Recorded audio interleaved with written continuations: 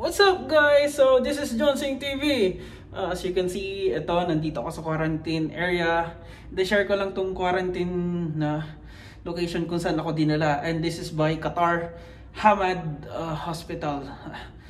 And then mag-isa na lang pala ako, so I don't need to use my mask. So dito tayo ngayon. Then this is the toilet, shower room. See. Then yan. So yan. So dito natin gamitin ang ating pagiging vlog kunwari. And then hello sa see, ang galing, the best talaga ang Qatar. So thank you Qatar and Hamad. And then see, this is their quarantiner. See, and then ayan po, yan, meron pa, kompleto pa, water dispenser, yan po. Coffee, tea, tasa. Nagdala pa ako ng aking utensils. Pero anyway, it's okay. So ito yung aking gamit. Sana di ko na dinala yung mga kumot. I don't know na ganito pala kaganda yung paglalagyan sa akin. Ine-expect ko yung mga parang villa, ganyan na.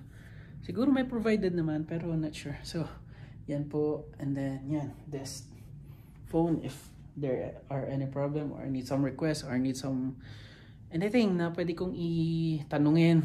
Yan yung so this is the yan yung outside. Look, this is the outside. So yan po yung outside. So ayun, so close na rin natin to para paano ba i-close to?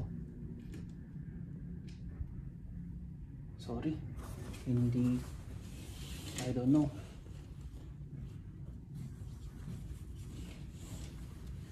Hindi ko alam kung paano i-close, pero dapat i-close ko to. Yan, para wala nakakita sa akin. Oops. Sorry, hindi ko alam i-close. So yun. And then this is my bed. Yan po ang aking higaan. So day 1 on my quarantine location. So yun lamang po. And then see, bed kompleto naman dito. And then so yun po, thank you po Hamad. Super blessed at anyway, at kahit may, let's say, kahit positive ka, makikita mo na. Then mas mabilis yung paggaling dito. Although yung pinanggalingan ko, maraming malunggay, maraming saluyot, ganun. Pero I don't know, first time din. Let's say ito rin yung first time na makapasok sa isang 5-star hotel. So yun lang po. This is John Sing TV. Please don't forget to subscribe my channel and subaybayan nyo ko sa aking life in quarantine. So yun lang po. Yo, keep safe everyone. Yo, what's up bro?